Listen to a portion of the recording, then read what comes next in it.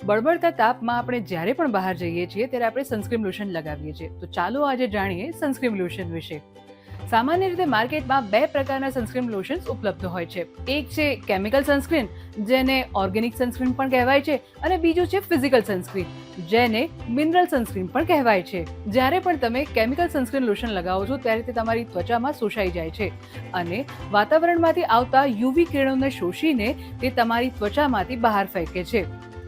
જ્યારે physical sunscreen lotion તમારી ત્વચા પર એક લેયર બનાવે છે અને યુવી કિરણોને પરાવર્તિત કરી દે છે. કેમિકલ સનસ્ક્રીન ખૂબ જ પાતળું હોય છે, જ્યારે ફિઝિકલ સનસ્ક્રીન જેમ જેમ SPF વધતા જાય છે તેમ તેમ ઘટ થતું જાય છે. ક્યારેક ક્યારેક તેના જ કારણે ત્વચા પર સફેદ ડાઘા પણ જોવા મળે છે. કેમિકલ સનસ્ક્રીનને બહાર જવાની 20 થી 30 મિનિટ પહેલા લગાવવું પડે છે, જ્યારે ફિઝિકલ સનસ્ક્રીન લોશનને ત્વચા પર લગાવતા જ તે તેની અસર દેખાડે છે. કેમિકલ સનસ્ક્રીન લગાડવું સરળ છે અને તે ત્વચા પર લાંબા સમય સુધી રહે છે, જ્યારે ફિઝિકલ લોશન દરેક ત્વચા માટે એક સારો વિકલ્પ છે અને તે ત્વચા દ્વારા લોહીમાં ભળતું નથી.